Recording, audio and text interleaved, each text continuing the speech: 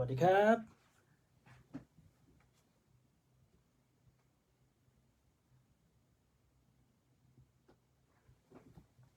สวัสดีครับผมนี่ครูภูมิเองนะครับก็เดี๋ยววันนี้เราจะมาทำ listening test กันนะครับเป็น TOEIC 2020 โดยที่เราจะทำไปพร้อมกันเนาะเดี๋ยวเปิดไฟล์แล้วก็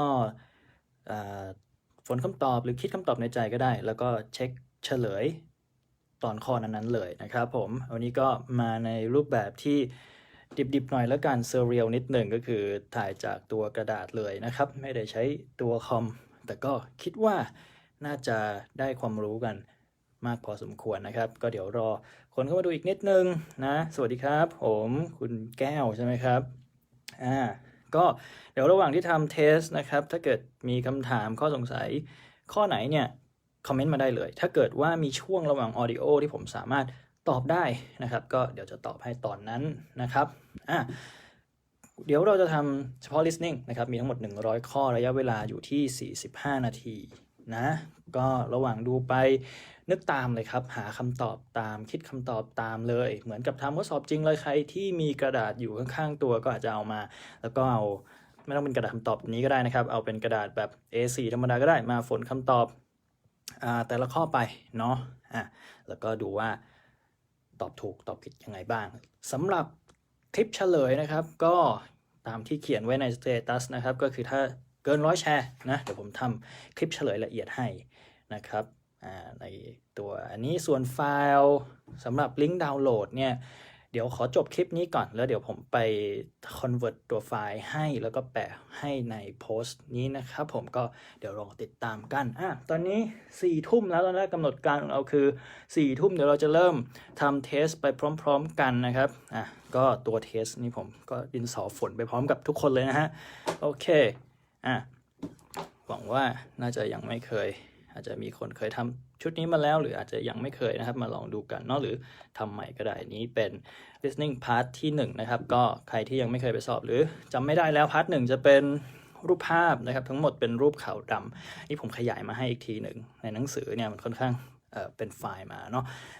เป็นขาวดำนะครับpurpose หรือว่าวัตถุประสงค์ของพาร์ทที่1เนี่ยก็คือ choice 4 choice A B C Dข้อไหนที่เหมาะสมกับรูปที่สุดอันดับแรกก่อนที่เราจะเริ่มทำเทสกันก็ระหว่างชุด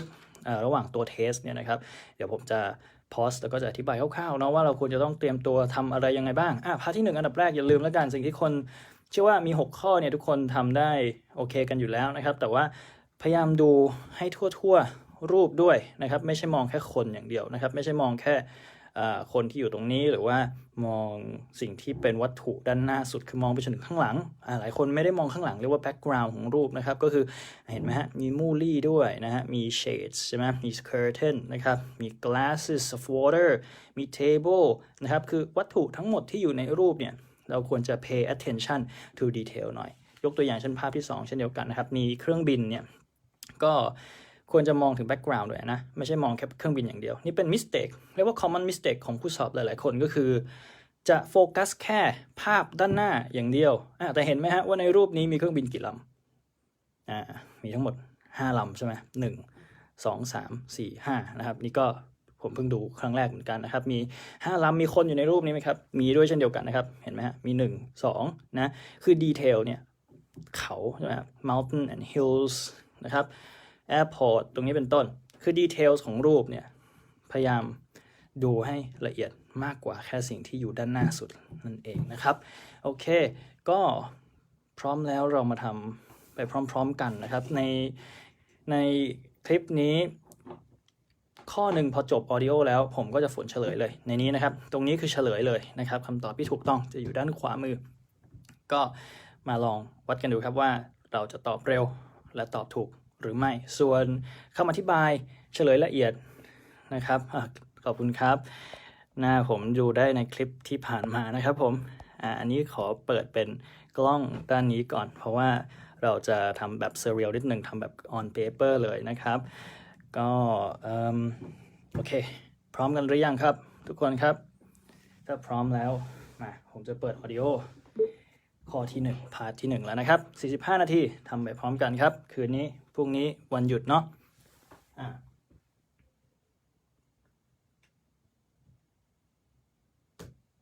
TOEIC Practice Test 1.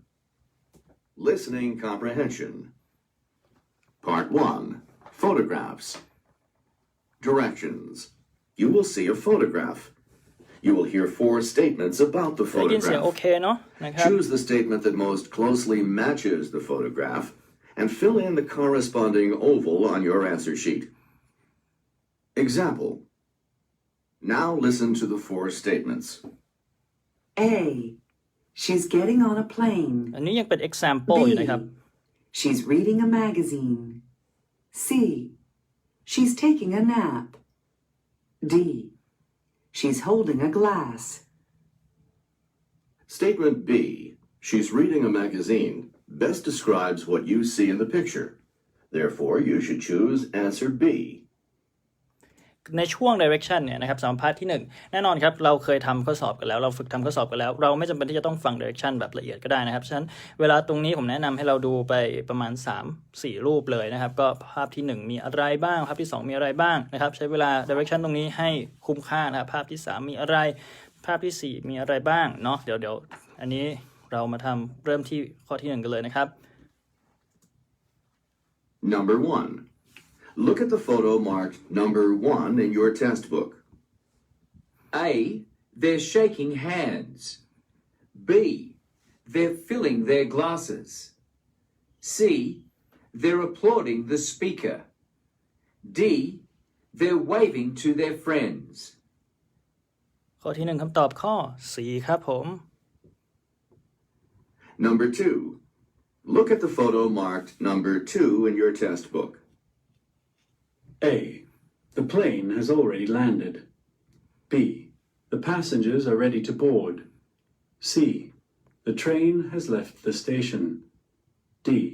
The pilot has a uniform. ข้อ2ครับคำตอบคือเครื่องบินลงจอดที่ลานจอดแล้ว The plane has Number already 3. landed รูปที่ Look at 3 the photo marked number 3 in your test book. A. Their hats are in their hands. B. The window is broken. C. Their bags are in the car. D. They're looking at clothes. คำตอบคือข้อ D dog ครับ They're looking at clothes พวกเขากำลังมองที่เสื้อผ้าอยู่ Number 4. Look at the photo marked number 4 in your test book. A. The customers are sitting inside. B. The chairs are on the sidewalk. C. The waiter is standing by the window. D. The tables are in the kitchen. คำตอบนะครับคือข้อ B boy นะ The chairs are on the sidewalk นะผมพอสไว้ก่อนนะครับก็จะเห็นว่า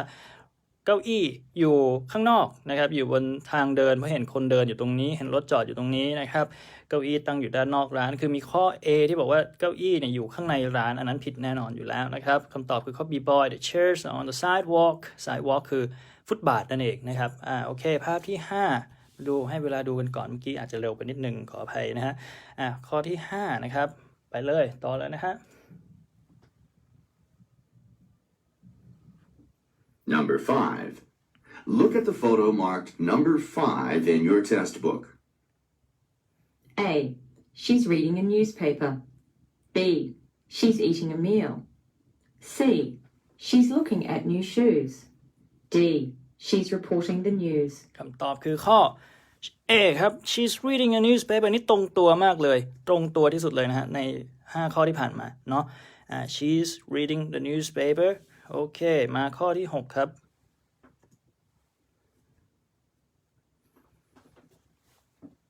Number 6. Look at the photo marked number 6 in your test book. A. There is a big truck on the road. B. The bridge crosses a river. C. There isn't any traffic on the highway. D. The cars are passing under the bridge. The car are passing under the bridge รถกำลังเคลื่อนที่ใต้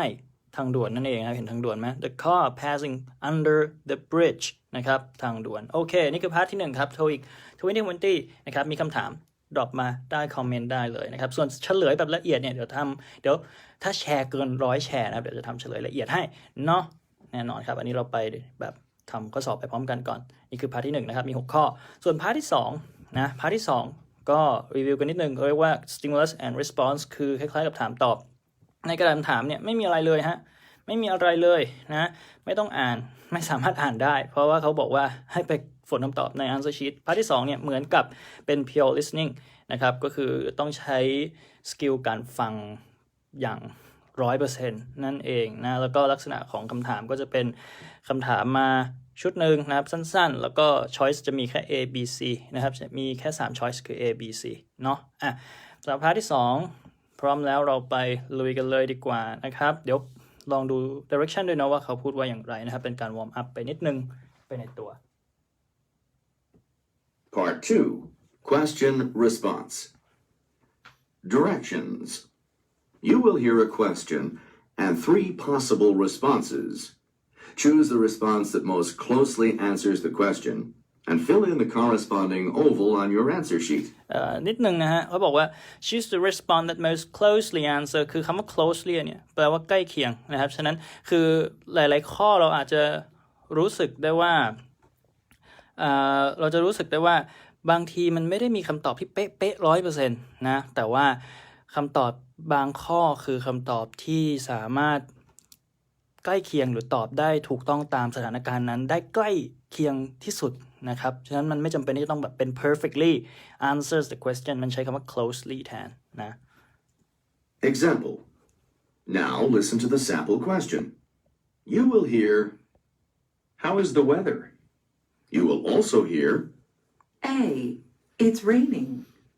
B. He's fine, thanks. C. He's my boss. แน่นอนครับต้องตอบข้อ A นะครับ the How's best the weather response to the question, how is the weather, is choice A. It's raining. Therefore, you should choose answer A. โอเคข้อที่7นะครับคุณกันประพัฒน์นะครับ RC คืออะไรเอ่ยนะครับรบกวนRC นี่คือreading ใช่ไหมฮะ reading part หรือเปล่าครับถ้า reading part เดี๋ยวจะแยกเป็นอีกคลิปหนึ่งอันนี้จะเป็นแค่ listening นะครับเป็น listening comprehension ก่อนครับผมข้อที่7อันนี้ก็คงจะอธิบายไปใน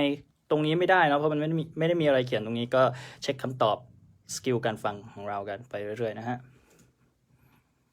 Number 7. What time did the program begin?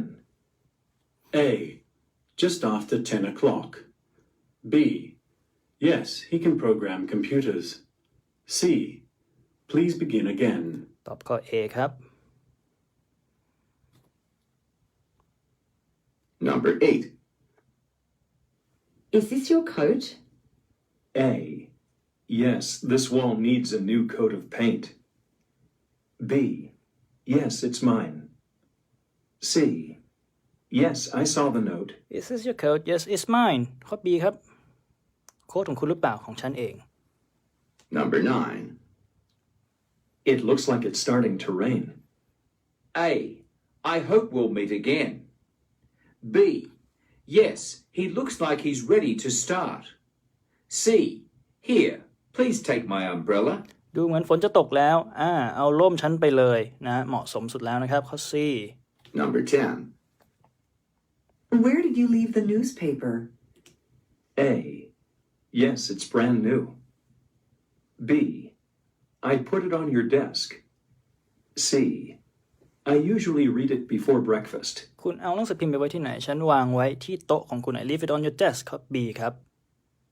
Number 11. 11แล้วนะครับ How many people showed up for the meeting? A. There will be a lot of people here. B. I showed them to everybody. C. More than 20. มีมามีติ้งกี่คนมากกว่า20นะครับเหมาะสมที่สุดแล้วข้อ C 11 Number C 12.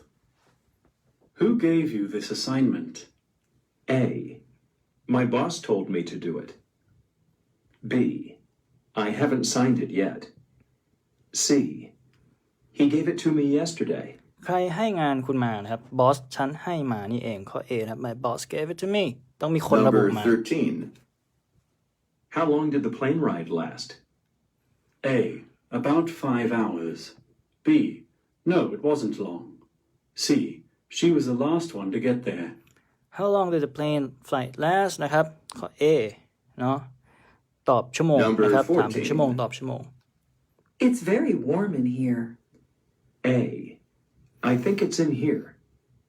B. I warned you about it. C. I'll open a window. มันค่อนข้างอุ่นตรงนี้ใช่ไหมครับเดี๋ยวจะเปิดหน้าต่างให้ข้อ C cat ครับเอา open a Number window 15. That's your desk by the door, isn't it? A. I plan to buy a new desk. B. No, mine's over there. C. Let's sit by the door. mine's over there โต๊ะเขาถามถึงโต๊ะนะโต๊ะของฉันอยู่ตรง Number นั้น 16. When will they arrive? A. I expect them in an hour. B. They plan to drive. C. They'll arrive by train. ถาม when ตอบเวลาคือข้อ A ถูกต้องนะครับเยี่ยมมากครับผม Number 17. Who was that on the phone? A. Please call later. B. I'll give you my phone number. C. It was Mr. Kim. Who was that on the phone It's Mr. Kim คุณคิมนี่เองนะครับใครอยู่อีกสายหนึ่งคุณคิมนี่เอง Number 18. What color is your car? A. It's silver with black interior. B. No, that's not my car. C. It's fairly new. รถคุณสีอะไรก็ต้องตอบเป็นสีนะครับแล้วก็บอกว่า with that black interior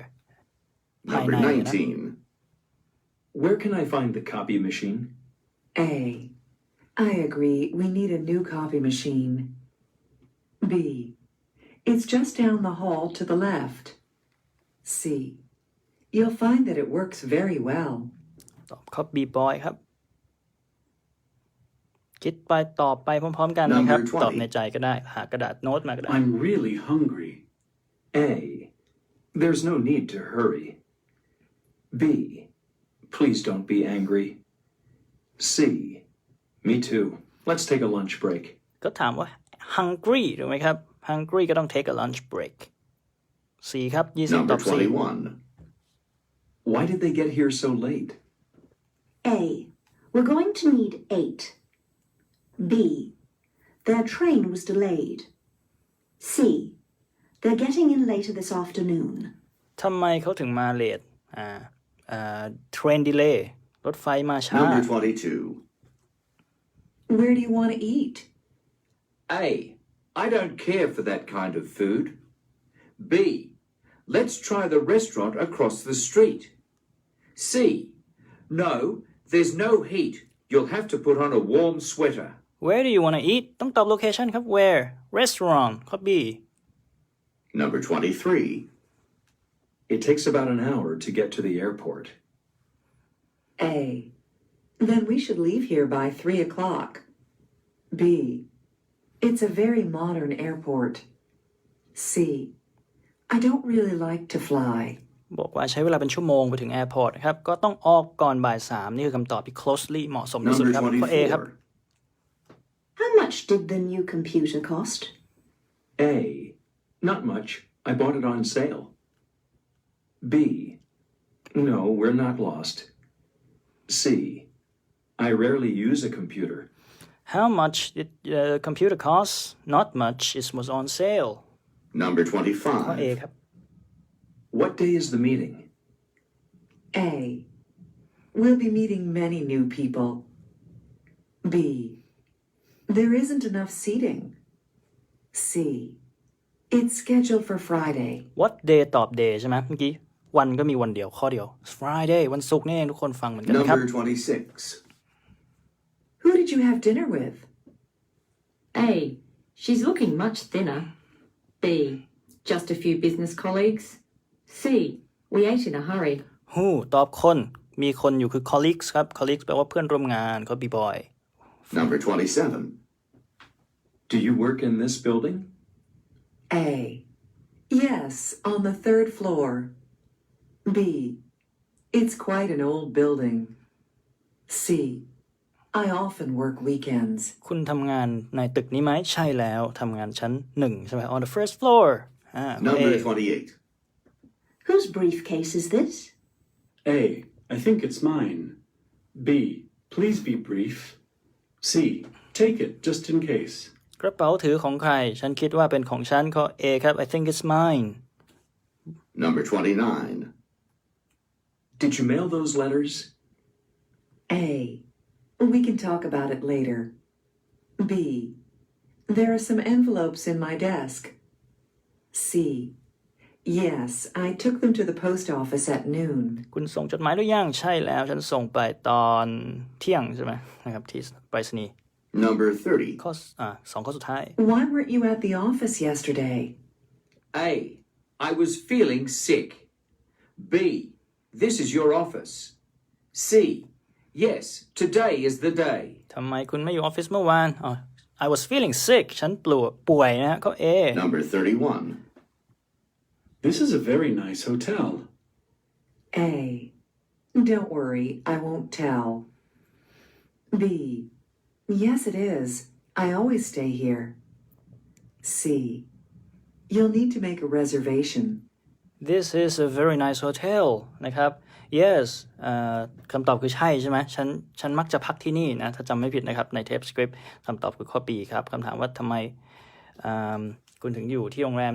คุณอยู่ที่โรงแรมนี้ไหมใช่ไหมครับใช่ฉันพักที่นี่ตลอดเลยประมาณนั้นนะครับสำหรับข้อที่31แล้วก็พาร์ทที่2นะครับมีอยู่ทั้งหมด25ข้อ7ถึง31 25ป่ะ24ข้อนะครับ25สิขออภัยนะครับโอเคก็อย่าลืมว่าพาร์ท2เป็น pure listening นะครับไม่มีอะไรในกระดาษคำถามเลยเนาะแต่สิ่งที่เป็นพาร์ทที่ยากที่สุดคือพาร์ทที่3ครับแบบนี้เพราะว่าพาร์ทที่3เนี่ยเป็นพาร์ทที่เราต้องอ่านคำถาม3ข้อนะครับอย่าลืม1 audio เราต้องตอบคำถาม3ข้อเลยนะจะเห็นว่ามีเส้นขีดอยู่ก็คือนั่นแหละชุดหนึ่ง3ข้อนะครับจะบอกว่าพาร์ท3คือพาร์ทที่โดยเฉลี่ยแล้วยากที่สุดสำหรับทุกคนนะครับเพราะเป็นพาร์ทที่ audio อาจจะประมาณ15วินาทีถึง30วินาทีถ้าเกิดฟังไม่ทันไปสักประโยคหนึ่งบาง audio นะครับจะบอกได้เลยบาง audio ฟังไม่ทันสักประโยคหนึ่งอาจจะหายไปแล้ว2ข้อก็ได้สิ่งที่อยากจะ remind ตรงนี้ไว้ก็คือใน1ชุดเนี่ยข้อคำถามเนี่ยมันไม่ได้เรียงกันนะครับแบบอันนี้มาท่อนแรกอันนี้มาท่อนที่2นี่ท่อนที่3หรือเปล่าไม่ใช่นะครับอาจจะมา34ก่อนเป็นข้อแรกแล้วขึ้นไป32สลับกันก็ได้มานี่ก่อนแล้วไปตอบนี่ต่อแล้วก็สุดท้าย33เป็นคำตอบข้อสุดท้ายก็ได้เหมือนกันนะครับผมอย่างไรก็ตามนะครับเรามาฟังตรงนี้ไปพร้อมๆกันก็สิ่งที่เราควรจะทำทุกครั้งเวลาทำพาร์ทที่3ก็คืออ่านคำถามให้เรียบร้อยนะครับในช่วง direction ตรงนี้เนี่ยควรที่จะอ่านคำถามคำว่าอ่านคำถามคืออ่านคำถามเนี่ยอ่านแปลนะครับเอาให้เข้าใจโฟกัสแค่ตรงนี้แหละครับโฟกัสแค่คำถามคำตอบไม่ต้องโฟกัสก็ได้นะจุดแรกนะอ่านคำถามให้แทบจะจำได้ก่อนเลยนะครับผม recommend ว่าอย่างน้อย2ชุดก็คือ6ข้อนะซูมเอานิดหนึ่งนะครับขออนุญาตซูมเอาหน่อยนะฮะแป๊บหนึ่งซูมเอาก็นะครับดูให้ได้เยอะที่สุดเท่าที่เป็นไปได้หน้าหนึ่งเนี่ยดูไปเลยนะครับถ้าจำได้อ่านคำถามได้อ่านไปเลยระหว่าง direction มีเวลาประมาณ1นาทีสิ่งที่เราควรทำคืออ่านคำถามให้ได้มากที่สุดนะครับตีซะว่า6คำถามเนาะแล้วก็ถ้าเกิดอ่านคำถามจบได้เร็วก็สแกนคำตอบสแกนหมายถึงดูว่ามีคำอะไรอยู่ตรงนี้บ้างนะครับมีคำอะไรบ้างไม่ต้องแปลไม่ต้อง understand นะครับไม่ต้องแปลขอแค่รู้ว่าข้อ A มี 430 flight ข้อ B มี different airline มีคำว่า airline airport มี bus car taxi subway ในข้อ33มีว่า airport office subway station อยู่ในข้อ34นะครับมีคำว่า store อยู่ในข้อ35คือ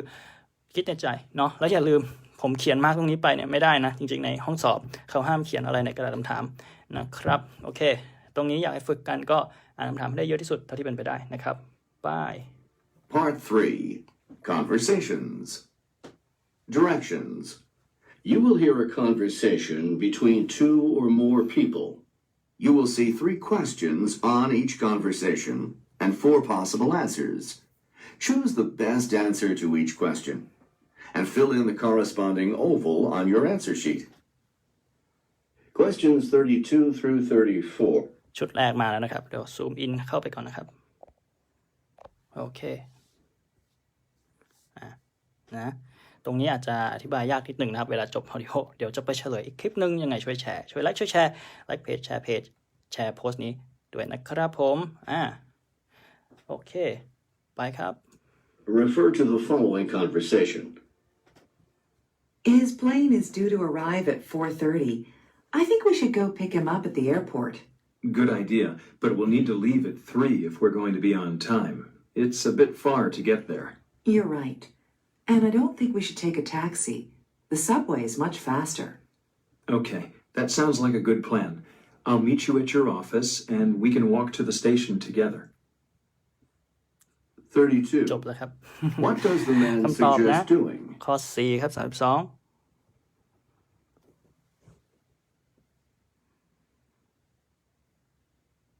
33. How will the speakers get to the airport? subway ได้ยินอยู่เนาะทุกคนได้ยินคำว่า subway ใช่ไหมครับระหว่าง conversation เร็วนิดนึงนะฮะ 34.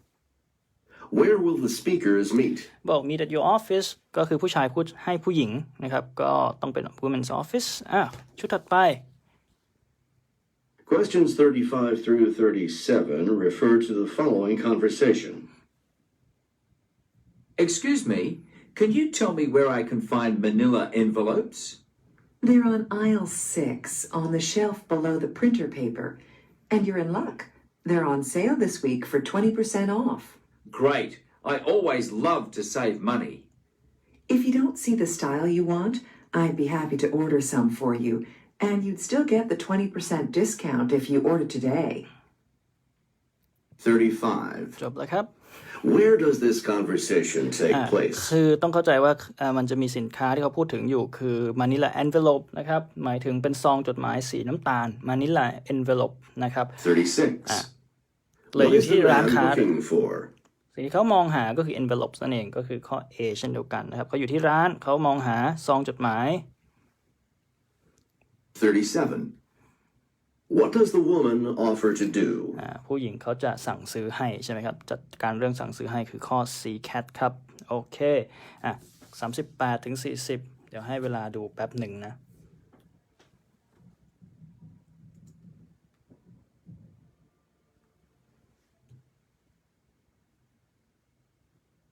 Questions 38 through 40 refer to the following conversation. Mr. Lee called. He'd like to set up an appointment with you at 11 tomorrow morning to go over the marketing plan. Can't do it. I'll be in a meeting with the accountants then. Do you think he can do it later in the day? I'll call and find out. What time would be best for you? See if he can meet with me at 2 o'clock. That'll give me time to get some lunch after I'm finished with the accountants. 38. What will the man be doing at 11 o'clock tomorrow morning? มาจากประโยคสุดท้ายครับ meeting with the accountants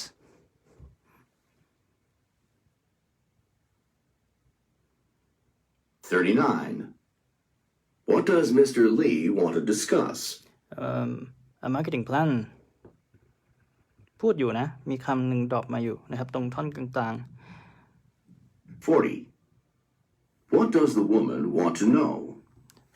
จริงๆแล้วใน audio ถ้าจำไม่ผิดนะครับคือเขาพูดถึง schedule พูดถึง schedule ก็ต้องพูดถึงเวลานะครับเวลาก็คือเรื่องของ the time ใช่ไหมครับ the time the man can meet ตอบข้อ A ครับ B B A ครับ38 39 40นะครับเช็คคำตอบไปด้วยกันพร้อมกันเลย41ถึง43มาอย่าลืมอ่านคำถามก่อนนะครับก่อนที่ผมจะกด audio ให้เวลา10วินาที3ข้อนี้อ่านคำถามให้ดีนะครับแล้วก็อีกอย่างหนึ่ง41เนี่ยเป็นข้อที่ลักษณะแบบ2020ก็คือในข้อสอบแบบใหม่จะมีคำถามที่ถามว่าไอสิ่งที่เขาพูดไปเนี่ยเห็นโค้ดไหมฮะเนี่ยคือเขาพูดเนี่ย that will have to do สิ่งที่เขาพูดไปใน audio ตรงเนี้ยเขาพูดทำไมหมายถึงว่าเขาสื่อว่าอย่างไรเราไม่ได้ต้องการถามความหมายเขาไม่ได้ต้องการรู้ความหมายว่า that will have to do แปลว่าอะไรแต่เขาต้องการรู้ว่าเขาพูดเพราะอะไรฉะนั้นเราไม่ใช่แค่ฟังท่อนนี้เราต้องฟังถึงที่มาก่อนหน้าต้องใช้ short term memory ย้อนกลับไปถึงที่มาด้วยว่าเขาตอบใครเขาตอบเรื่องอะไรนะครับ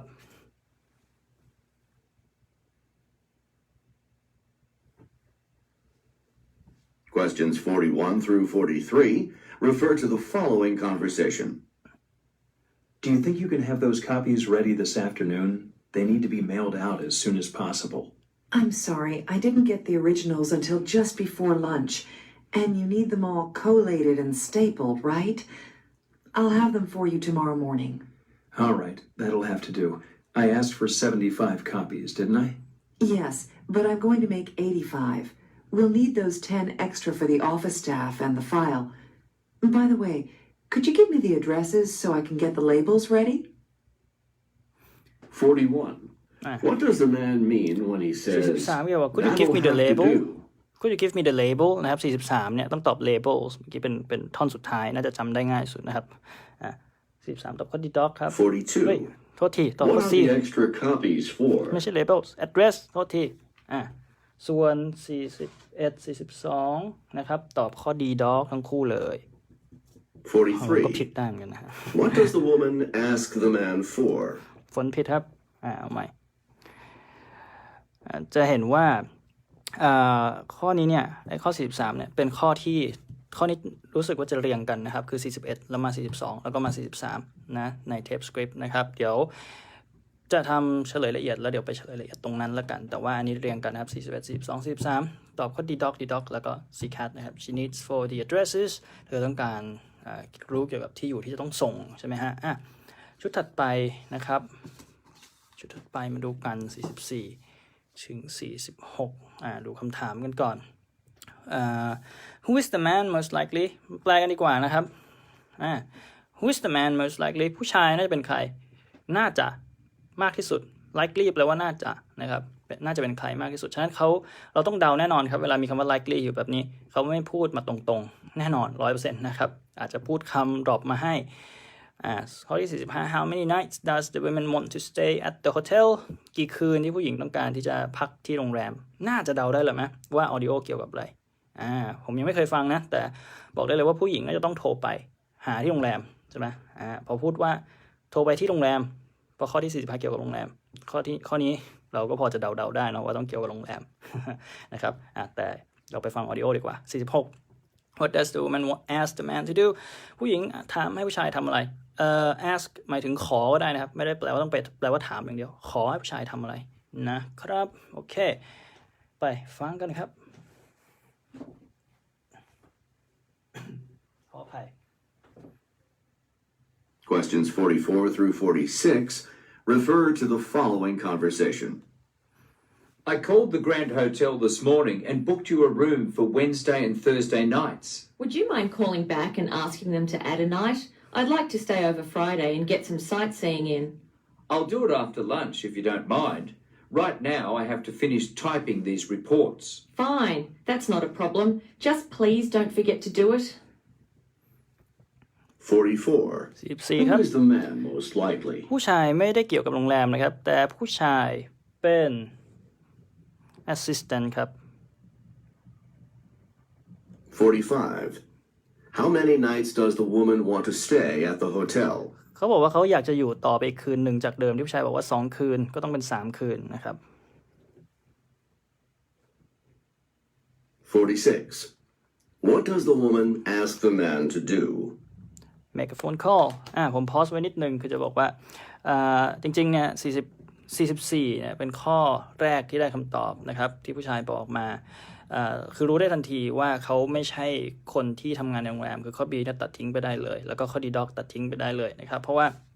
จากเทปสคริปต์คือเขาพูดในลักษณะที่ประมาณว่าฉันโทรไปจองโรงแรมให้แล้วนะคุณจะต้องการอะไรเพิ่มไปมากกว่านี้ไหมใช่ไหมประมาณนั้นนะครับซึ่งเขาคงไม่ใช่คนที่อยู่ในโรงแรมแน่นอนนะครับต้องเข้าใจตรงนี้ก่อนแล้วเราก็ต้องฟังต่อนิดนึงว่าโอเคเขาจะเป็นอันนี้ travel agent ก็คือคนที่จองจัดการเรื่องทัวร์ให้หรือว่าคนที่ทำงานในออฟฟิศเช่นเดียวกันแต่จากบทสนทนานะคือเหมือนกับเป็นบอสกับเป็นผู้ช่วยเนาะแล้วก็ส่วนข้อที่46เนี่ยจริงๆแล้วผู้หญิง44เนี่ยต่อมาที่46ก่อนนะครับ46ผู้หญิงเขาถามตั้งแต่แรกพูดคำตอบแล้วแหละคือข้อ B ถ้าฟังได้เร็วใน46ฝนข้อ B ไปก่อนได้เลยแต่ว่าเขายังใจดีจะเห็นว่าเขายังพูดให้อีกรอบหนึ่งตอนสุดท้ายเนาะเผื่อใครฟังไม่ทันนี่เรียกว่าเป็น dialogue ที่ใจดีมากๆนะครับโอเคอันถัดไปนะฮะ What's the weather like นะ What's the weather like สภาพอากาศเป็นอย่างไร How does the man probably get to work ผู้ชายน่าจะไปทำงานเดินทางไปทำงานอย่างไรนะครับ How get to จำไว้นะครับ How get to เดินไปท ไปเดินทางไปทำงานอย่างไรข้อที่49 What will the man be doing at 2 o'clock ตอนบ่าย2ผู้ชายจะทำอะไรนะครับโอเคไปฟังกัน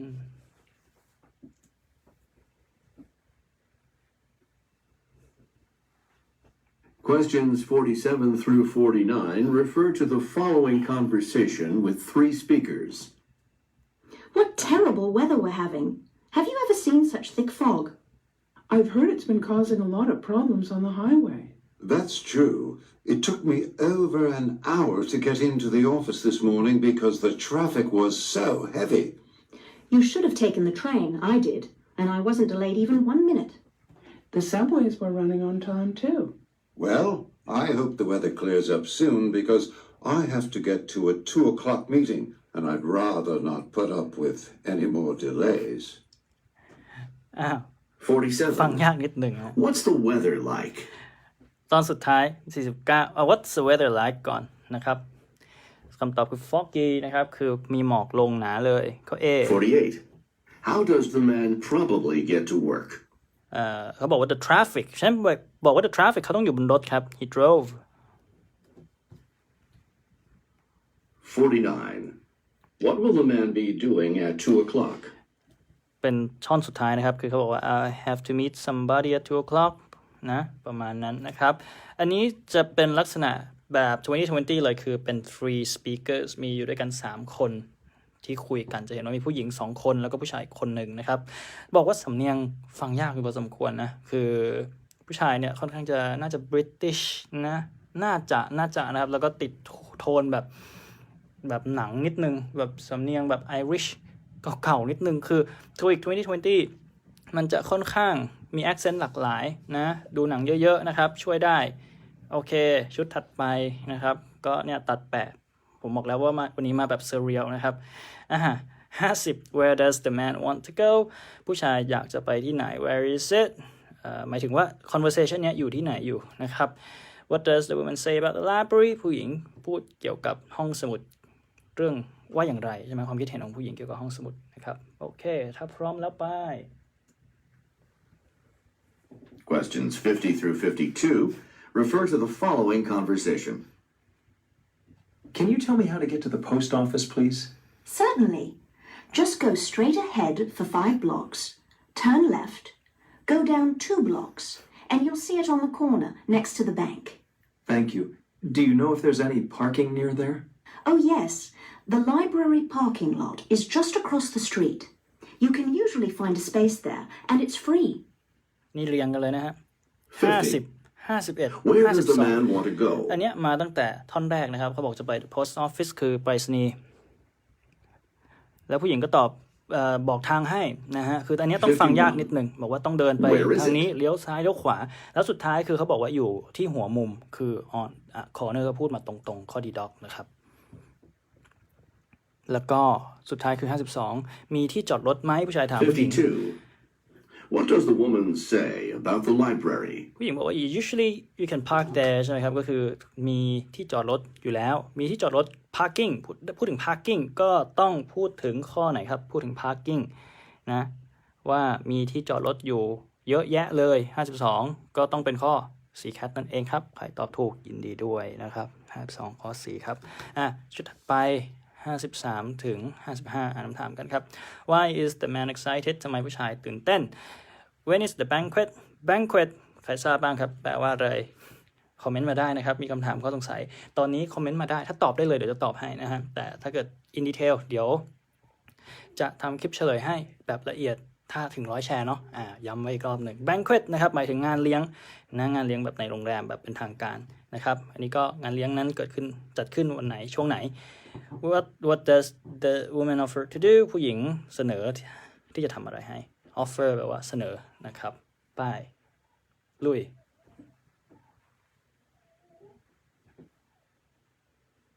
Questions 53 through 55 refer to the following conversation. Listen, you won't believe this. I just found out I've been chosen Employee of the Year. How exciting! You deserve it. I suppose you'll have to give a speech at the annual banquet. Yes, I'm a little nervous about that part of it. I guess I'll have to do some preparation for it. You'd better get started soon. It's already September and the banquet is next month. I could help you write your speech if you'd like. 53. Why is the man excited? I'm the employee of the year employee of the year ครับพนักงานดีเด่นประจำปี 54. When is the banquet? เขาสับขาหลอกนิดนึงนะครับพูดคำว่า September ใช่ไหมครับพูด September ให้เหมือนไปตอบข้อ A แต่เขาบอกว่า it's happening next month ก็ต้องบวก1ครับตอบ October ครับ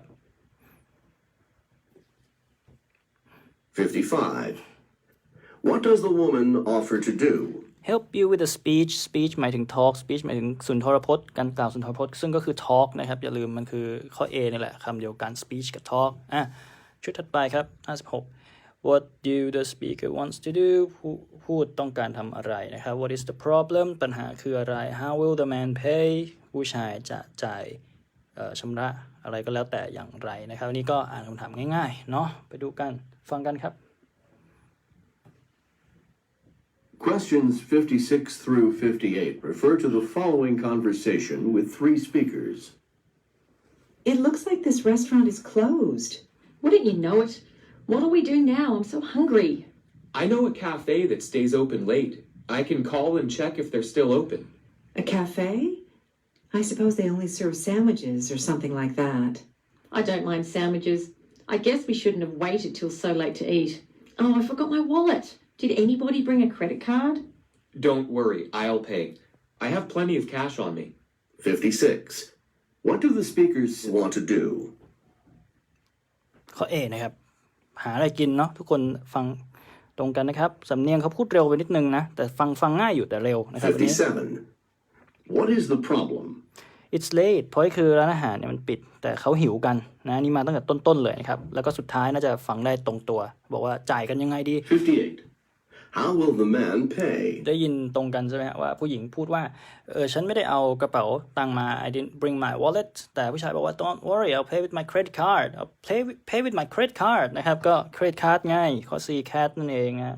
58นะครับได้คำตอบข้อดีสิ pay with cash ไหมนะครับตอบข้อดีนะครับโอเคcash นะครับ cash หมายถึงเงินสดนะเมื่อกี้น่าจะฟังผิดไปนิดหนึ่งนะครับโอเคไปต่อกันที่ชุดถัดไปนะครับ59ถึง61มาอ่านกันก่อนนะครับ Who is the woman shopping for คำถามนี้หมายถึงว่าผู้หญิงไปช็อปซื้อของให้ใครนะครับเขาไปช้อปปิ้งซื้อของมาให้ใคร What color suit does the woman wantต้องการสูทสีอะไรนะครับ60แล้วก็61 What does the man say about the suit ผู้ชายพูดเกี่ยวกับสูทอย่างไรบ้างนะครับก็น่าจะเป็น conversation ระหว่างผู้หญิงและผู้ชายนะครับ2คนอันนี้ก็น่าจะไม่ยาวมากนะครับ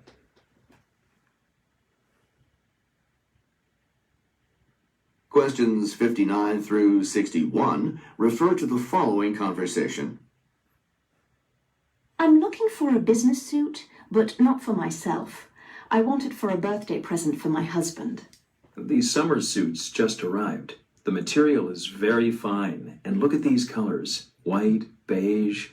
This light blue is very nice, but I need another color, something more serious. It's for a conference with his boss. This black suit is just what I want. Yes, it's a very fine suit. And a real bargain, too, at only $500. You couldn't get a suit like this for less than that.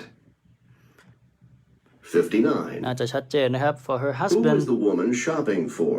นะ her husband นะครับโอเค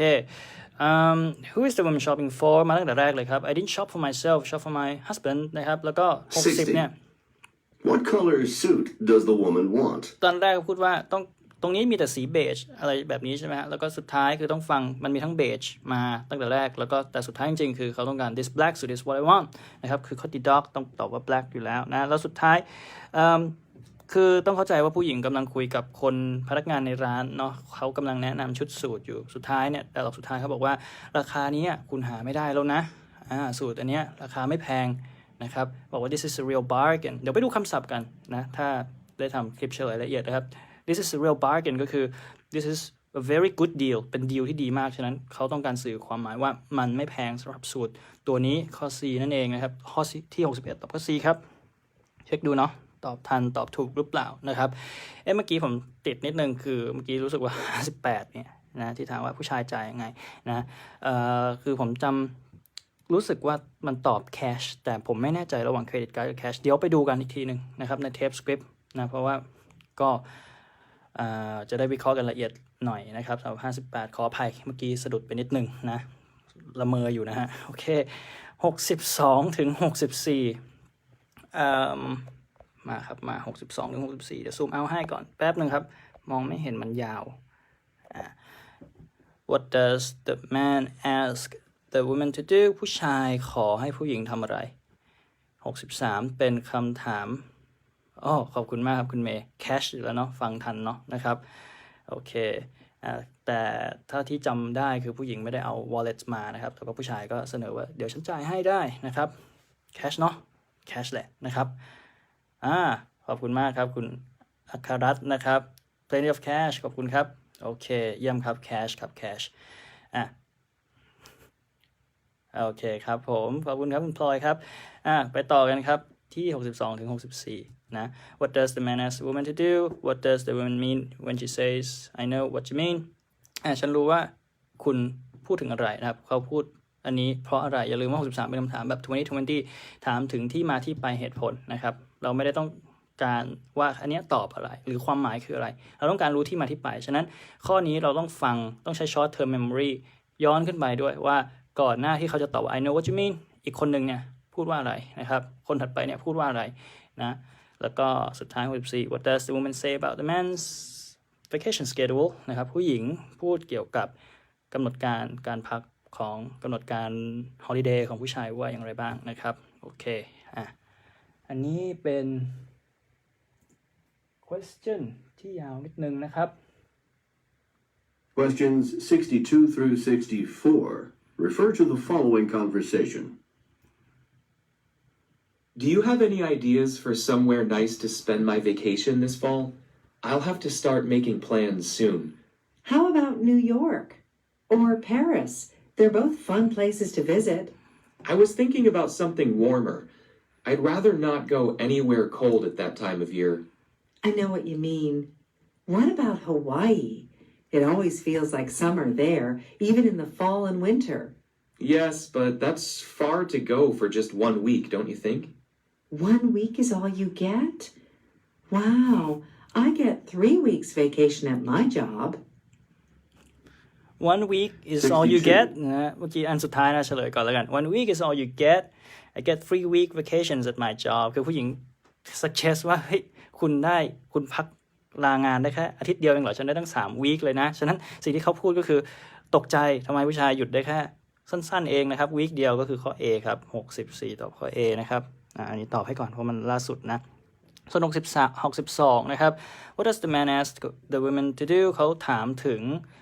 ได้ยินแหละไป vacation ใช่ไหมตอนแรกจะ suggest ไปนิวยอร์กใช่ไหมครับก็คือ suggest vacation ก็ B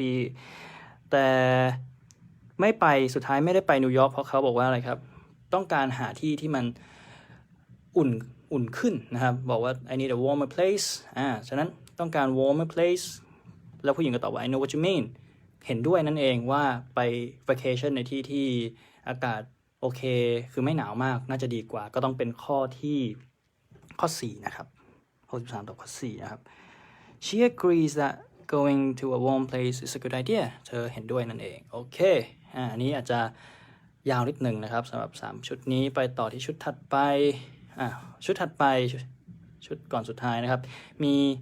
illustration ละก็คือมีกราฟิกนะนี่คือชุดแบบ2020นะครับก็คือ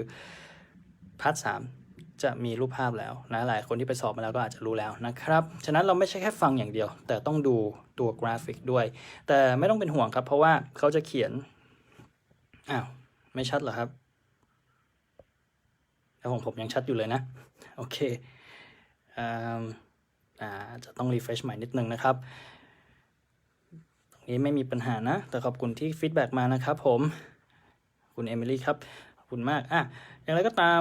67นะครับคือข้อที่เราต้องดูในกราฟิกนะครับหรือใครไม่ชัดไหมฮะแจ้งฟีดแบ็กมาได้นะครับโอเคนะครับ67นะครับอันนี้ต้องดูที่กราฟิกคือยังไงก็ตามชุดที่มีกราฟิกมันจะมีแค่ข้อเดียวแหละที่เราต้องตาไปดูที่กราฟิกนะครับส่วน65กับ66คำตอบจะอยู่ในออดิโออยู่ดีนะครับมาดูคำถามกันครับ Who is the conference most likely for งานประชุมคำนี้อ่านว่า conference นะครับ conference งานประชุมนี้น่าจะทำให้ใครมากที่สุดความหมายคืออย่างนี้ครับงานประชุมนี้น่าจะสร้างมาเพื่อใครแปลง่ายๆใครจะเป็นผู้ที่มางานประชุมนี้มากที่สุด likely แปลว่าน่าจะเนาะอย่าลืมนะครับหลายคนแปลคำนี้ผิดแปลว่าชอบไม่ใช่นะครับ likely แปลว่าน่าจะฉะนั้นพอมีคำว่า likely อยู่ในคำถามมันจะหมายถึงเราต้องตีความต่อนะโอเค What do the speakers say about last year's conference ผู้พูดอย่างไรเกี่ยวกับ conference ปีที่แล้วโอเคในกราฟิกนี้ผู้หญิงจะอยู่ที่ไหนตอนบ่าย2ก็ต้องดูแหละเนาะ room A B C D เขาคงพูดด้านซ้ายมือมาเพราะว่าด้านขวามือคืออยู่ใน choice นะครับก็ต้องฟังว่าexhibition อะไรที่ผู้หญิงอยู่ในด้านซ้ายมือนั่นเองโอเคพร้อมแล้วก็ไปฟังกันครับ What does the man ask the woman to do? โอเคข้ามเลยQuestions 65 through 67 refer to the following conversation and schedule. Great conference, don't you think? I know.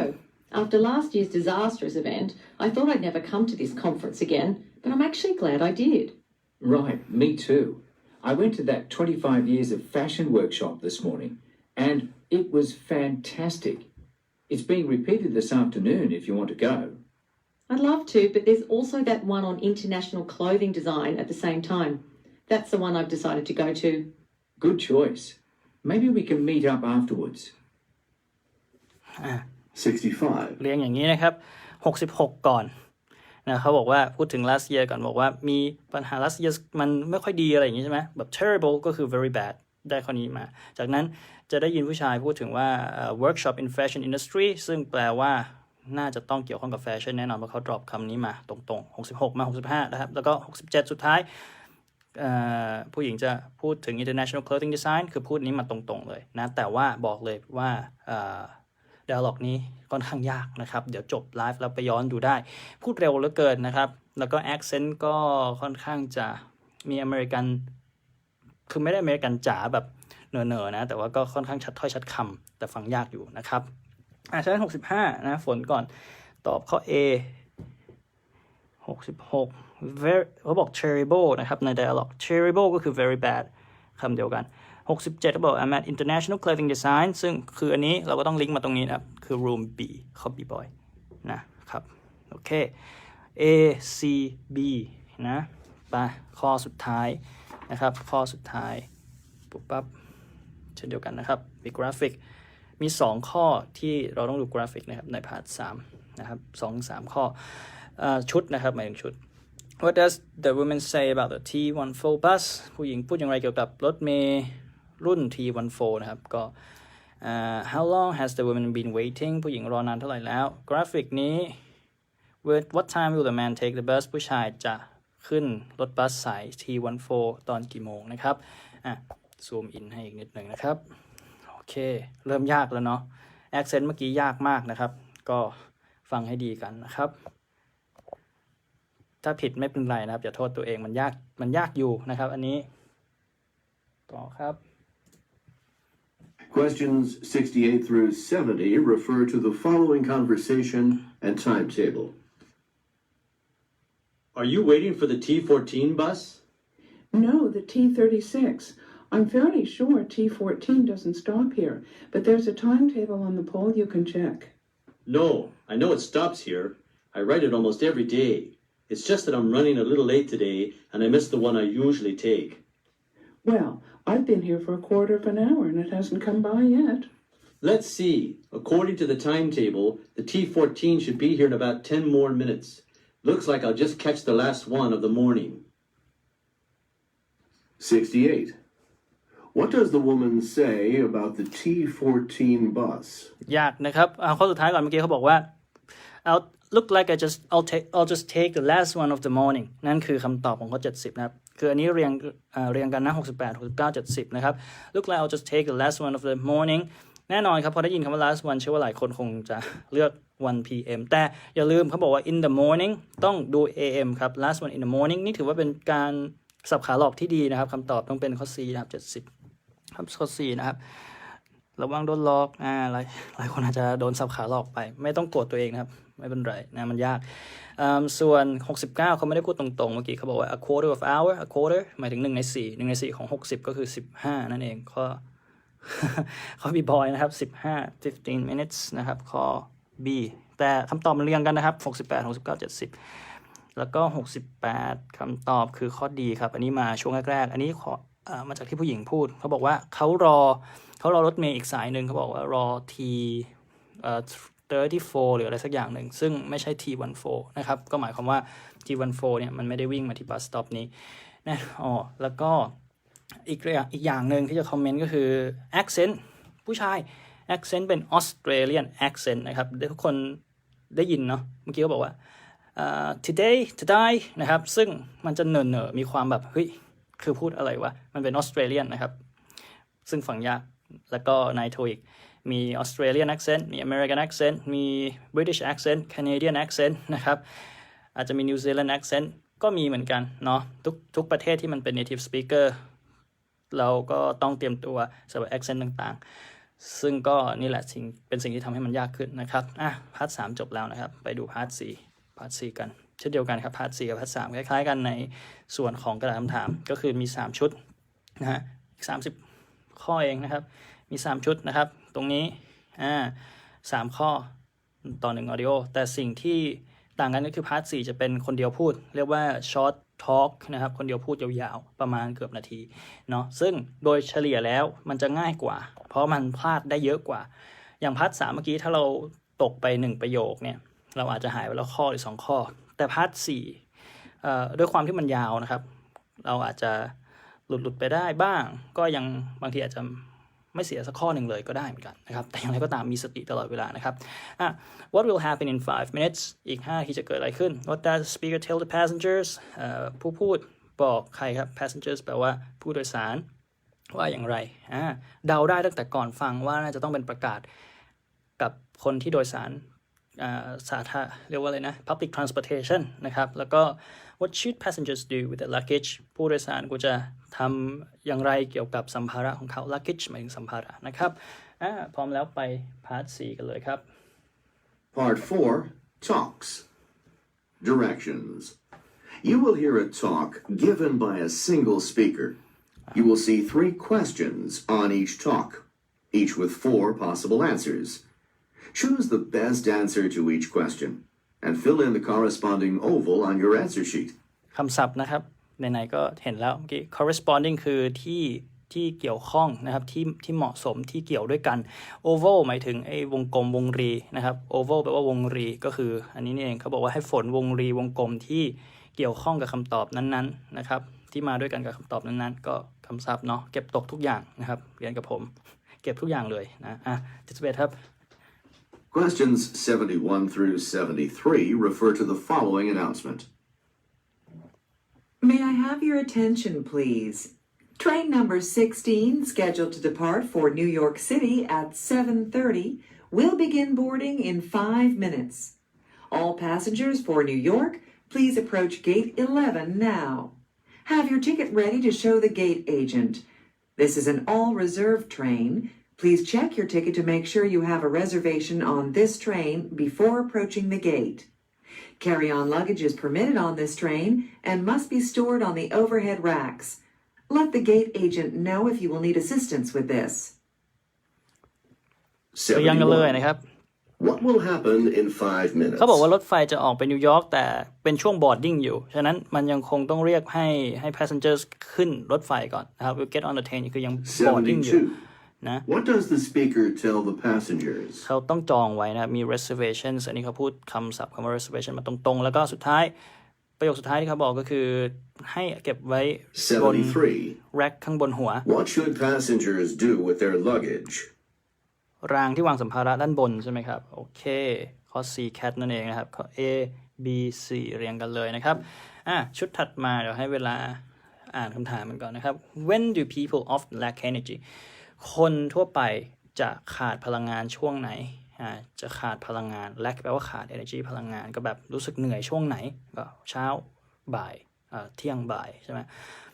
What does the speaker recommend to maintain energy ผู้พูดแนะนำให้ทำอย่างไรเพื่อที่จะ maintain แปลว่ารักษาพลังงานก็สุดท้าย how often should this be done สิ่งที่เขาพูดนี้ควรจะทำบ่อยแค่ไหน often คือบ่อยก็เดาได้เลยนะครับยังไม่ต้องฟังก็เดาได้น่าจะเป็นแบบเทรนเนอร์หรือว่าแพทย์หรือว่าอะไรที่เกี่ยวกับสุขภาพมาพูดแนะนำอะไรบางอย่างเกี่ยวกับพลังงานหมายถึง energy ของการdaily life ของเราใช่ไหมครับ74ไปครับ Questions 74 through 76 refer to the following talk. Are there times when you find your energy lagging at work? Many people do. Most people do their best work in the morning. After lunch, however, people often find that it is hard to feel energetic enough to tackle the afternoon's work. How can you keep working productively until the workday ends? First, don't make the mistake of drinking coffee.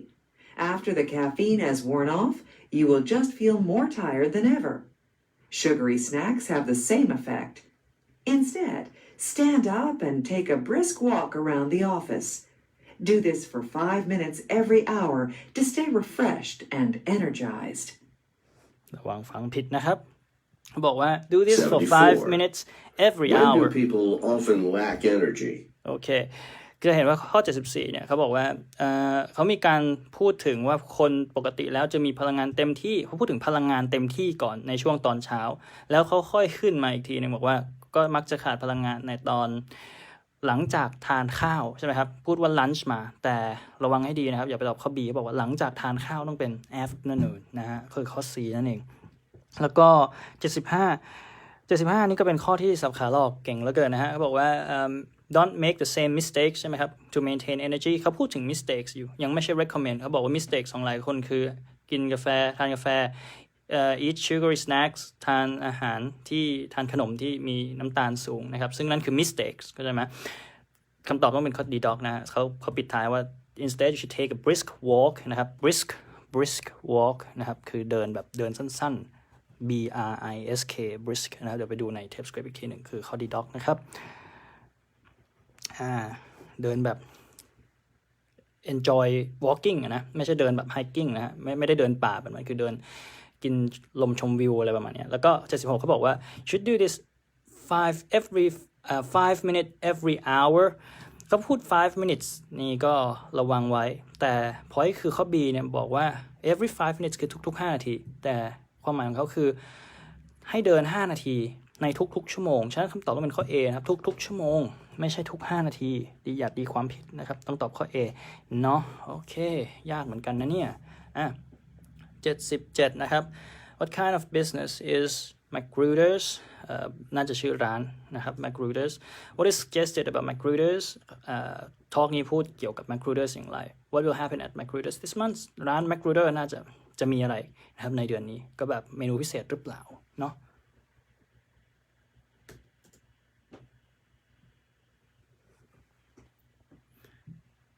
Questions 77 through 79 refer to the following advertisement. Magruder's is closing its uptown branch and everything in the store must go. Come on in to find the bargains of a lifetime. Desks, chairs, computer stands, bookshelves, filing cabinets, you name it, we've got it on sale. You won't have to look far to find bargains here. Everything is marked down 65% off its usual price. The sale begins next week and continues until the end of the month. Don't miss this sale. We promise you won't go home empty-handed. นี่คือโฆษณานะครับ 77. นี่คือโฆษณา What kind of business is Magruder's? ข้อที่จริงๆแล้วข้อแรกที่ได้เนี่ยนะครับคือ78เพราะเขาบอกว่าMagruder's เหมือนกำลังจะต้องปิดตัวลงนะครับในทุกๆสาขา is closing every branch คือเราต้องเข้าใจว่า78เนี่ยเขาพูดมาก่อนแล้วต้องจำได้นิดหนึ่งคือกำลังจะปิดตัวก็คือ going out of business คือกำลังเจ๊งนั่นเองต้องตอบข้อ B boy นะครับ78คือข้อแรกที่ได้คำตอบข้อ B แล้วก็มาที่77คือเขาจะให้ example ของสิ่งที่ Magruder's ขายเขาบอกว่า desk ช่ไหมมีคำว่า desk คือโต๊ะทำงานพูดถึงโต๊ะทำงานก็แน่นอนนะต้องเป็น copy boy นะครับ desk ชัดเจนสุดๆนะครับcopy นะฮะนะฮะ78โทษทีเขาปิดสาขาหลายๆสาขาลงสาขาอื่นๆนะผมก็เมื่อกี้อธิบายผิดเขาปิดสาขาอื่นๆนะครับที่อยู่รอบๆเนี่ยลงเพื่อที่จะได้ลดราคาแล้วก็ยังมีสาขาใหญ่ที่ยังตั้งอยู่ฉะนั้นสิ่งที่ตีความได้ของข้อ78นะครับไม่ใช่ข้อ B โทษทีนะครับเอาใหม่ไม่ใช่ข้อ B นะครับไม่ได้ going out of business สาขาอื่นๆเนี่ยสาขา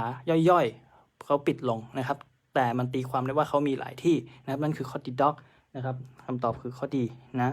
78แล้วก็79เขาพูดทั้งโฆษณาเลยว่าสินค้ากำลังลดราคาอย่าพลาด this deal of a lifetime นะครับฉะนั้นสิ่งที่สำคัญก็คือ deal นี้ก็คือ discount ใช่ไหมครับลดราคานี้มีอยู่จนถึงสิ้นเดือนก็คือเรื่องของ sales นั่นเองนะครับข้อ A นะ79คือข้อสุดท้ายนะครับ80 81 82 what is being offered เขาเสนออะไรหมายถึงคนขายเนี่ยที่พูดมาเนี่ยเสนออะไรมานะครับ81เป็นรูปแบบคำถาม2020 that's all พูดถึงอะไรสื่อว่าอย่างไรนะครับ how can one take advantage of the offer คนหนึ่งจะไปใช้ประโยชน์จาก offer หรือข้อเสนอนี้ได้อย่างไรอย่าลืมคำว่า take advantage นะครับถึงแม้ว่า advantage แปลว่าข้อดีแต่ take advantage มาด้วยกันหมายถึงไปใช้ประโยชน์ใช้สิทธิ์ของ offer นี้นะแปลให้ถูกต้องนะครับโอเคไปฟังกันเลยดีกว่า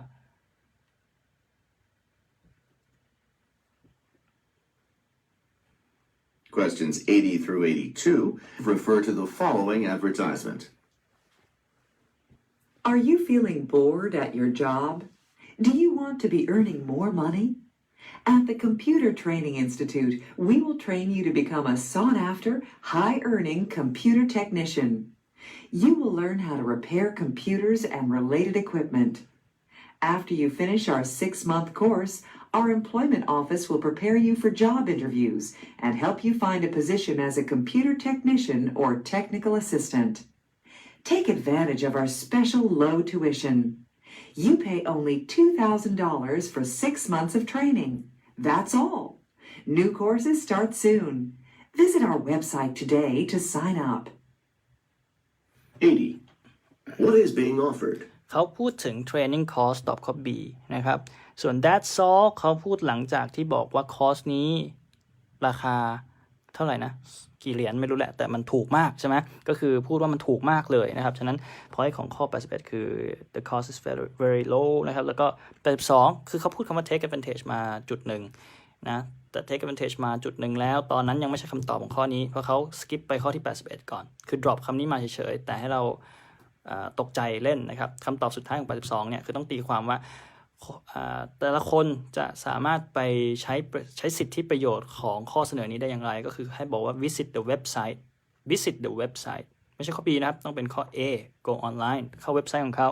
ข้อ A นะครับต่อมานะครับ how is the weather today อากาศเป็นอย่างไร what does the speaker suggest listeners do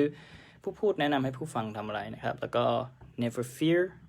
เขาหมายถึงอะไรโอเคอันนี้ก็แปลกันง่ายๆอยู่ไปฟังกันเลยดีกว่าครับใกล้จบแล้วใกล้หมดแล้วนะครับเริ่มอ่อนแรงแล้ว Questions 83 through 85 refer to the following weather report. Welcome to the midday weather update. Well, folks, it looks like it's finally time to put away those shorts and sandals because winter has arrived. Snow is falling over much of our region and will continue to fall throughout the afternoon and evening. The weather has caused dangerous road conditions and several accidents have been reported. Commuter trains are also experiencing numerous delays, so if you don't have urgent business away from home, then don't go out. Snow will continue to fall overnight and will be heavy at times. But never fear, it will end by early morning, and tomorrow promises to be clear, though still cold and windy. but never fear นะครับ never fear สุดท้ายก่อนที่เขาบอกว่าก็คืออย่าไปกลัวนั้นเพราะว่า มันจะเป็นแค่คืนนี้เท่านั้นสภาพอากาศที่ไม่ดีแบบนี้นะครับ it will getting better soon ใช่ไหมมันจะดีขึ้นนะครับก็อันนี้พูดถึงอันที่เราจำได้ง่ายสุดก่อนแต่83 84 85เรียงกันมาเลยนะครับ how is the weather today it's snowing นะครับมันหิมะตกเขาพูด winter มานี่ใช่ไหม winter ก็ต้อง snow สิครับใช่ไหม84นะครับเขาบอกว่าจะมีหิมะมันตกหนักมากฉะนั้นก็แนะนำว่าถ้าใครมีธุระข้างนอกแนะนำให้อยู่บ้านดีกว่านี่คือสิ่งที่เขาแนะนำนะครับก็84ตอบข้อดีด็อกใช่ไหมฮะแล้วก็สุดท้าย85 never fear ก็คืออย่าไปกังวลเพราะว่าวันพรุ่งนี้สภาพอากาศจะดีขึ้นมันเป็นแค่ช่วงวันนี้เท่านั้นแหละฉะนั้นอากาศจะดีขึ้นคือข้อไหนอากาศจะดีขึ้นในวันถัดไปก็ต้องเป็นข้อ D doc นะครับ Don't worry because the weather will improve ข้อ D doc นั่นเองโอเคนะครับอันถัดมาครับไปนะครับ What is the main purpose จุดประสงค์ของ talk นี้คืออะไรพูดว่า talk ก็คือ audio เนี้ยคืออะไรนะครับ Who is Lucille Snow most likely เวลาเจอ most likely แปลว่าเราต้องตีความอีกแล้วเขาไม่บอกมาตรงๆแน่นอนนะครับ likely แปลว่าน่าจะเนาะเขียนไว้เลยดีกว่าน่าจะนะครับไม่ได้แปลว่าชอบนะครับแล้วก็ Where will refreshments be served refresh แปลว่าสดชื่นใช่ไหมทุกคนน่าจะพอทราบ refreshments หมายถึงจริงๆแล้วมันหมายถึง beverage นะครับหมายถึง beverage and snack ก็คือเครื่องดื่มแล้วก็ขนมคือ refreshment สิ่งที่ทำให้สดชื่นนะครับแปลตรงๆขนมเครื่องดื่มเย็นๆนั่นเองนะครับโค้กโคลาน้ำส้มอะไรก็แล้วแต่เรียกว่า refreshments เนาะโอเค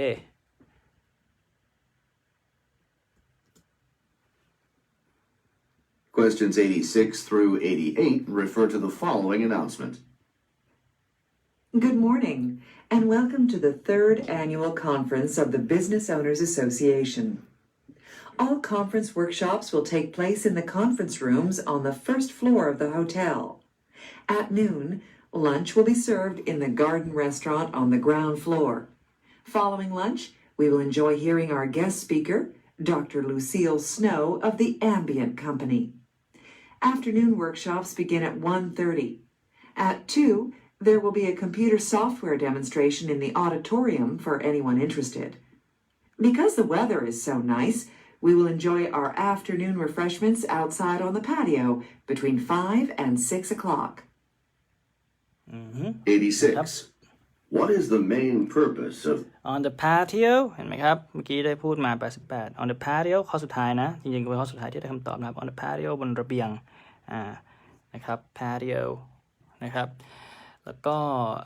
Lucille Snow เป็น guest speaker นะครับก็ต้องเข้าใจว่าสิ่งที่เขาพูดทั้งหมดเนี่ยคือพูดว่าโอเค conference จะจัดกี่โมงมีอะไรบ้างนี่คือการอธิบายว่ากำหนดการของงานประชุมนี้มีอะไรนะครับซึ่งก็คือข้อไหนข้อ B นั่นเองนะครับ explain conference schedule ข้อ B ข้อแรกนะครับที่ได้คำตอบต่อมา87เราจับประเด็นได้ว่า Lucille Snow เป็น guest speaker ของ conference ที่เกี่ยวกับ business ก็ต้องเป็น business expert นะครับนั่นคือคำตอบนะครับถึงแม้ว่ามันจะมีคำว่า computer program มาอยู่ในช่วงหนึ่งของ conference แต่ก็อันนั้นเป็น distraction นะครับไม่ใช่คำตอบเนาะแล้วก็88เนี่ยมีการพูดถึง lunch ก่อนด้วยเขาบอกว่า lunch จะไปเสิร์ฟที่สักห้องหนึ่งซึ่งอย่าลืมว่าคำถามต้องอ่านให้ดีคำถามไม่ได้ถามถึง lunch แต่ถามถึง refreshments นะครับไปต่อครับ what is the problem ปัญหาคืออะไร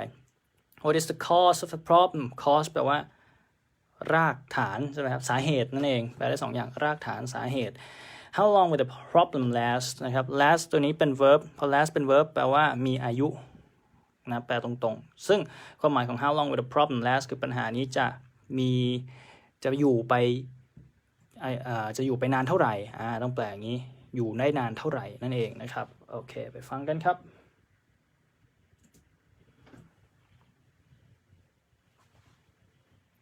Questions 89 through 91 refer to the following announcement.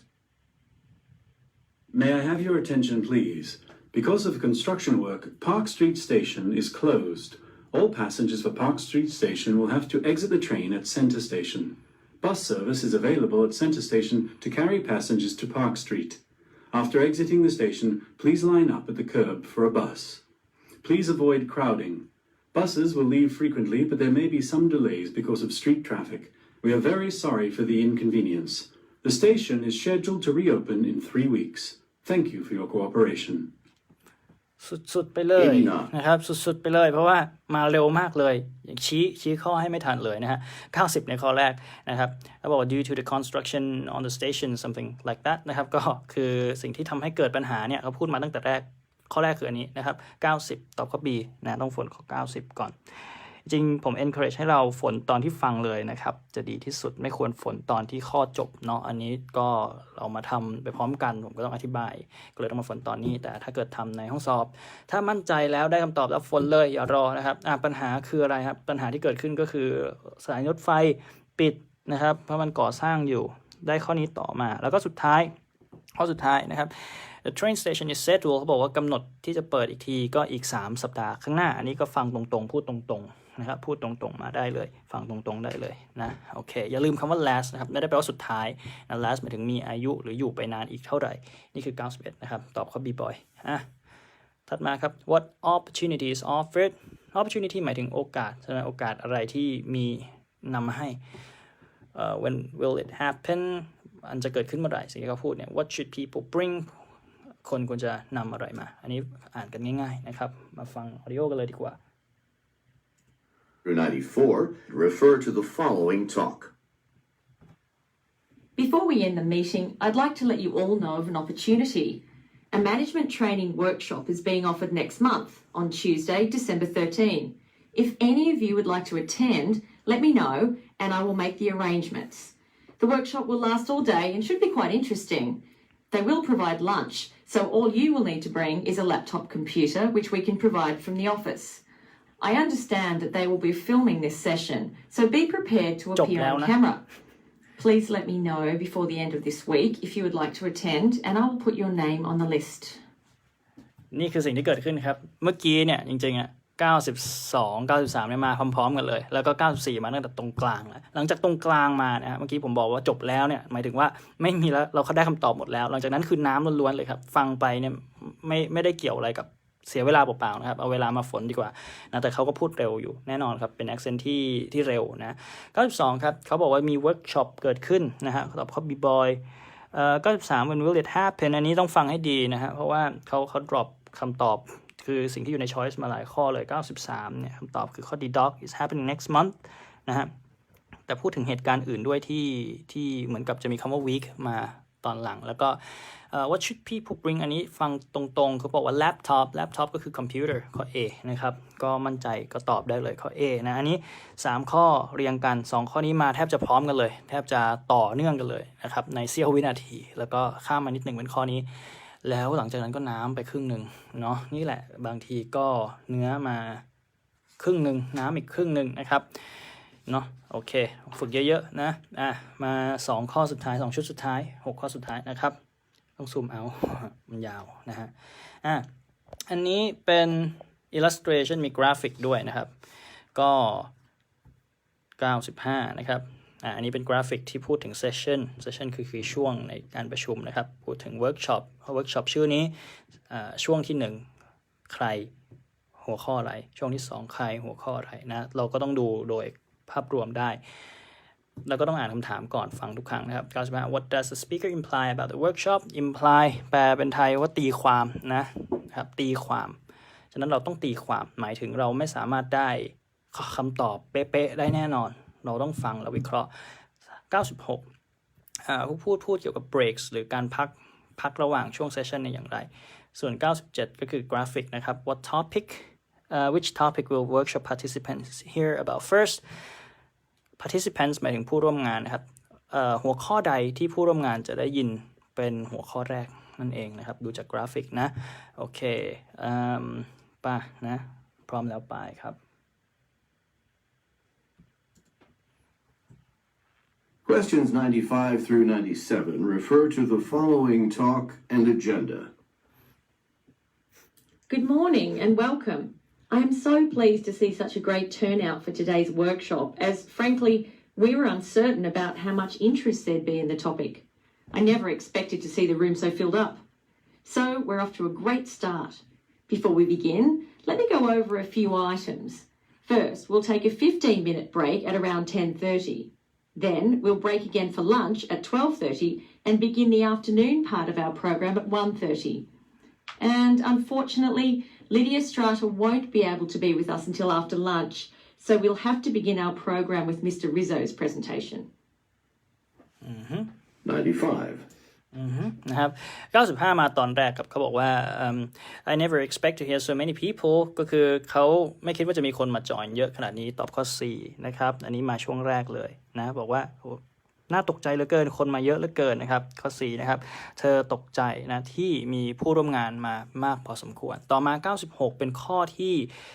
อาจจะต้องตัดช้อยส์นิดหน่อยเพราะว่าเขาพูดแทบจะหลายๆอันเลยนะแต่พูดผิดผสมถูกบ้างนะครับจริงๆแล้วคำตอบเขาบอกว่าต้องเป็นข้อ B นะครับก็คือช่วงเบรกช่วงแรกเนี่ยเบรกกันแค่15นาทีคือข้อ B boy นะครับ96ตอบ B แต่หลังจากที่เขาบอกว่า the break will last 15 minutes เขาก็พูดถึงเบรกช่วงเที่ยงด้วยซึ่งมันเราอาจจะได้ยินคำว่า afternoon แต่ไม่ใช่คืออันเนี้ยผิดเพราะมันจะมีเบรกใน afternoon นะครับแล้วเขาบอกว่ามีเบรก2ครั้งฉะนั้นข้อ A ผิดอยู่แล้วใช่ไหมส่วนข้อ D dog ก็ไม่ได้พูดถึง refreshments นะถ้าจำไม่ผิดนะครับฉะนั้นคือ A C D มันตัด choice ได้หมดแล้วก็สุดท้าย97แน่นอนครับมันมีการสลับคนกันเมื่อกี้ผมชี้ให้ดูระหว่างที่เขาพูดนะระหว่างที่เราฟังก็ต้องตาดูด้วยนะฮะบอกว่าลิเดียเนี่ยนะจะไม่สามารถมาจอยได้จนหลัง lunch ฉะนั้นเขาเปลี่ยน schedule ก็คือพูดชื่อมาเลย Marco Rizzo จะมาขึ้นต้นแทนฉะนั้นแล้ว Marco Rizzo พูดถึง topic อะไรครับ using design software ข้อ B นั่นเองนะเป็นคนแรกสลับกันครับแน่นอนครับมันต้องมี twist ending อยู่แล้วนะมันคงไม่ได้แบบอ่านตามนี้ก็จบแล้วคงไม่ใช่นะครับมันคงง่ายเกินไปเนาะชุดสุดท้ายนะฮะชุดสุดท้ายเป็นกราฟ May June July น่าจะแบบยอดขายหรืออะไรหรือเปล่าไม่แน่ใจเหมือนกันแต่เป็นกราฟนะครับก็ดูออกเนาะ What kind of business does speaker work in ธุรกิจอะไรที่ผู้พูดทำอยู่นะครับอุตสาหกรรมอะไร Look at the graphic with which month does the speaker want to focus on เดือนอะไรที่ผู้พูดอยากจะโฟกัสนะก็ดูออกได้ May June July August What does the speaker ask the listener to do ผู้พูดขอให้ผู้ฟังทำอะไรนะก็อ่านง่ายๆนะครับ3ข้อสุดท้ายนี้โอเคชุดสุดท้ายแล้วตั้งใจฟังกันครับขอให้ตอบถูกนะครับทุกคน Questions 98 through 100 refer to the following excerpt from a meeting and graph. I'd like to begin by taking a look at this graph showing our average number of guests over the course of the 4-month tourist season last year. This data shows the average number of guests we had per night during any particular month. You can see where the peak is,